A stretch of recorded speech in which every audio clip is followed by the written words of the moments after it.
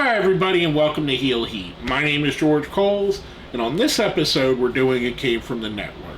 The topic of this It Came From the Network, we're continuing on the Carnival Christmas theme. We're diving back into the Juggalo world, and for this, we found a video on YouTube. It's a compilation called The Best of Holy Trent Acid, Volume 1, and it's all within Juggalo Championship Wrestling. To give a little backstory as to why I thought this was a great idea, first, I think that Trent Acid is highly underrated. Unfortunately, he passed away way too young. He was one of those guys, himself and Nick Mondo, when I watched CZW in the early 2000s, they were the two guys that really stood out to me as megastars, as guys that could break through and make something bigger of themselves. And to me, they just both had the it factor. I wanted to do Trent Acid specifically when I seen this because remembering back when I watched this as it happened, he came off to me as the biggest heel in the history of Juggalo Championship Wrestling. The gimmick he had was basically a priest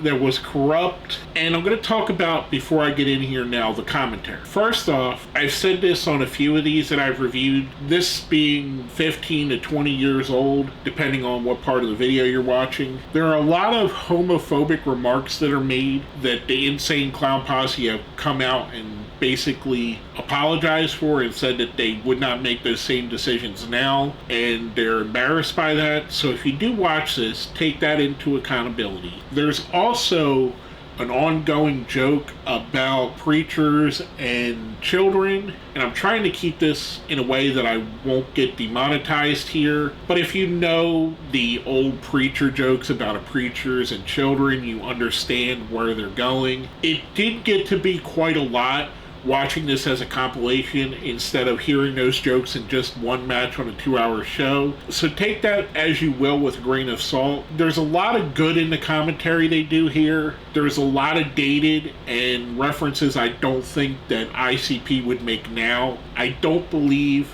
that they have negative views on homosexuals. I don't believe that they have negative views on the LGBTQ plus community, and I don't think that they honestly ever did. I just think it's kind of what was happening at the time, and not to say that that's right, because like I said, they've come out and basically spoke out against what they said here. So that being said, I want you to know that ahead of time. There is going to be a link to the video I reviewed that'll be right here in the description. If you haven't seen my videos before, I grade everything on a 1 to 5 scale, 1 being the worst, 5 being the best. Let's jump right into this. We have Holy Trent Acid going up against Nosawa. And if you're not familiar with Nosawa, he's basically a Japanese juggalo.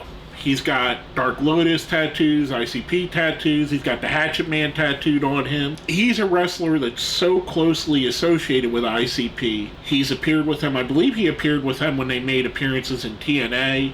He's been on a lot of their shows. He's pretty much one of the flag bearers for Juggalo Championship Wrestling. Trent Acid being one of the biggest heels, it's an obvious fight for them to have. Trent does some great mic work in the beginning of the match to lead us right into that. It's a pretty solid match. I want to say it's one of my favorites on the show. And all of these matches have that kind of late 90s ECW feel to the matches, which is something I really like. I really enjoyed the ECW product. This was one of those. It kind of had that chaos, that unpredictability. Trent Acid picks up the win here after using the Bible as a weapon.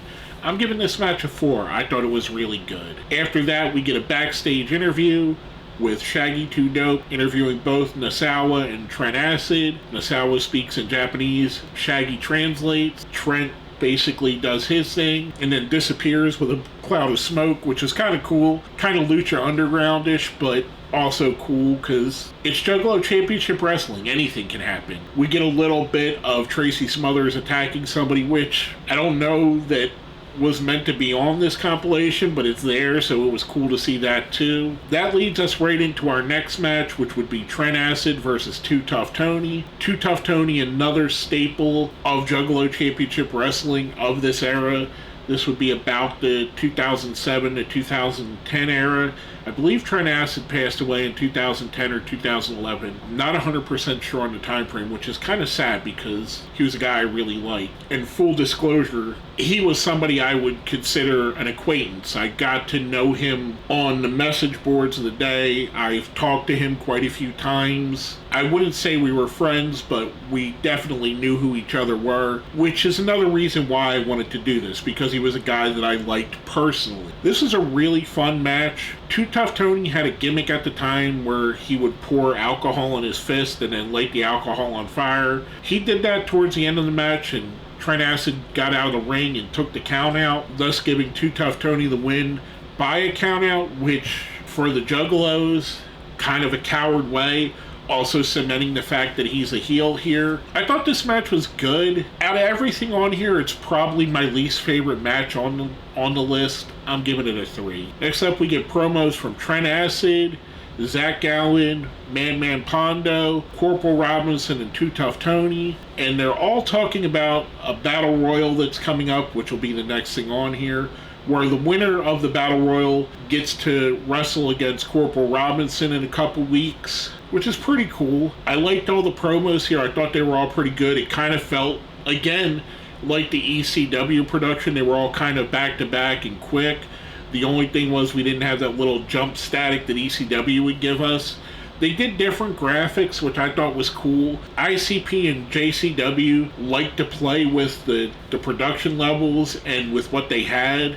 They made it look cool to be performed with little to no money, which is basically what they were doing here. Those promos lead us right into the aforementioned Battle Royal, and I'm going to go down the list of people in here. A lot of these people I'm not familiar with. I have to believe they were local guys at the time. We get Trent Acid, obviously, Michael Strider, Colin Starr, and they did call him Colin Starr, Tyler Clogged, Jeremy Whiteass, Craig Caveman, Madman Pondo, Zach Gallen, and the last two, Leatherface and Jason, aka Leatherface and Jason from Texas Chainsaw Massacre and Friday the 13th.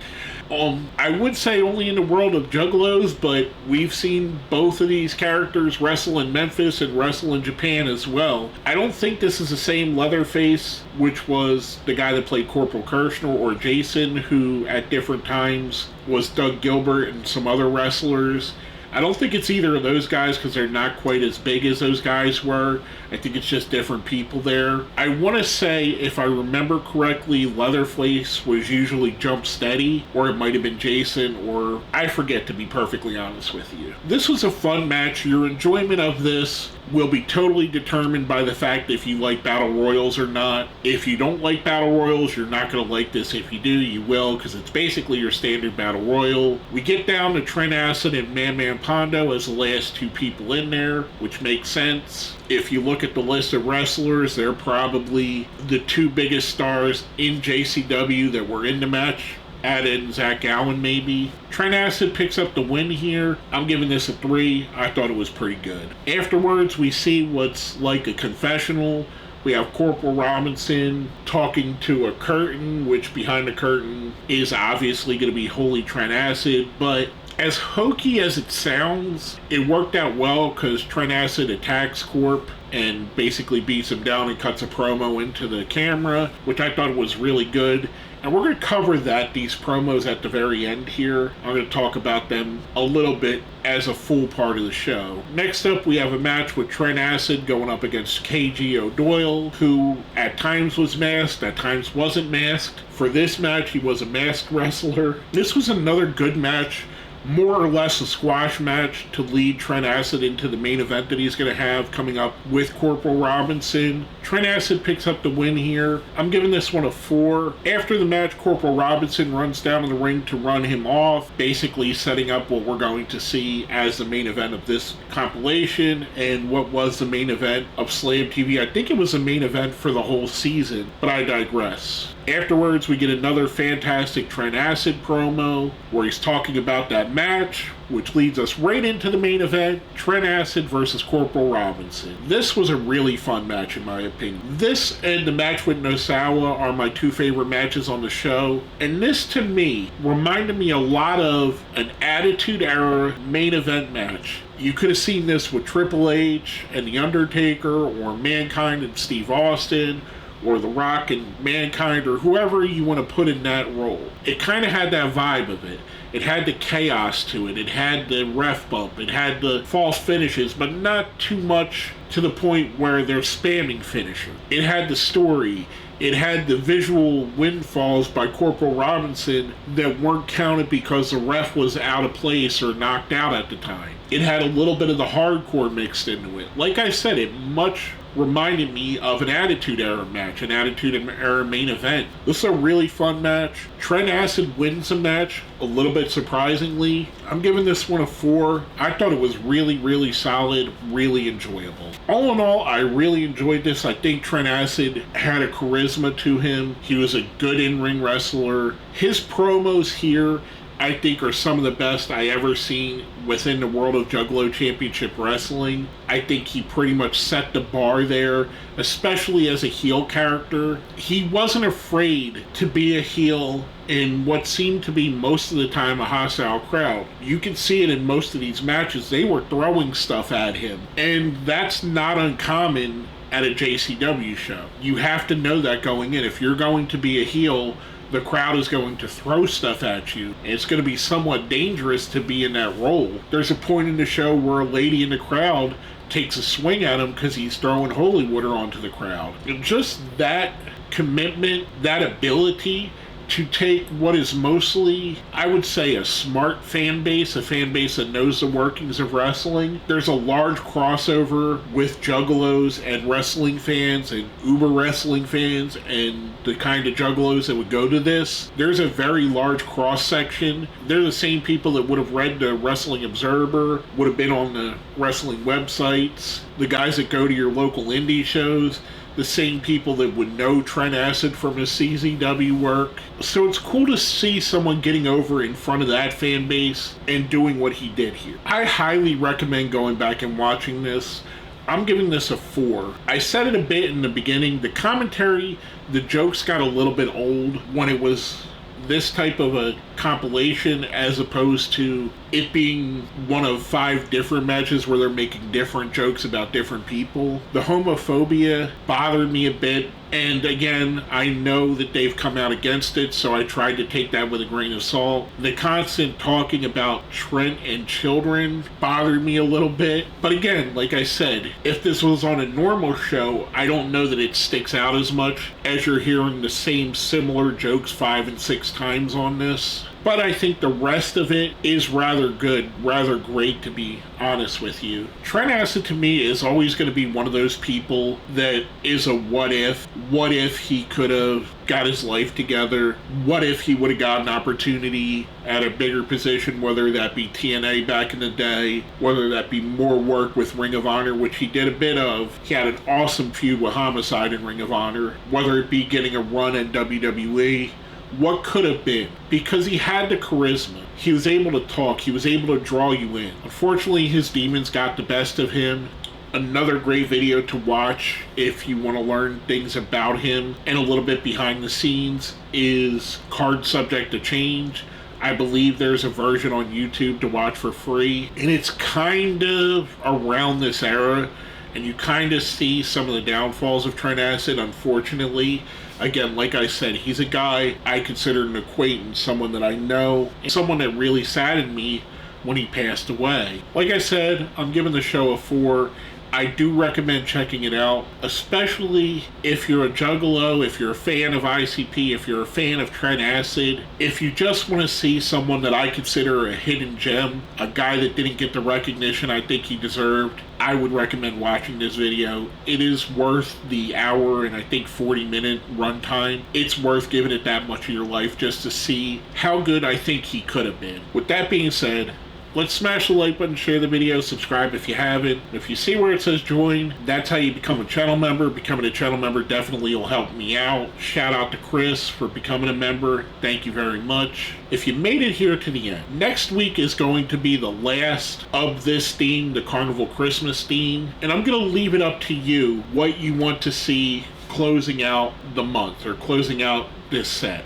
I have 4 different things that I'm considering for next week, and the one that gets the most comments in the comments down here is the one I'm going to review. We either have Juggalo Championship Wrestling Volume 1, which is a VHS tape that they put out in the early 2000s of a show they ran. We have Stranglemania 2, which, if you watch Stranglemania, is another deathmatch compilation with ICP doing commentary over it. We have Bloody Mania 5, which was an internet pay-per-view that they did around this time, around 2010, 2011. And last but not least, we have their other movie, Big Money Rustlers, which is a prequel to Big Money Hustlers set in a Western theme. These are our 4 options. Let me know which of the 4 you want to see reviewed. The one that I see the most comments for by Tuesday, December 26th, and if you're watching this in the future, still put a comment down here just for the fun of it. But the one I see the most comments for by Tuesday, December 26th is going to be the one I watch and review. So leave it down here in the comments. With that being said,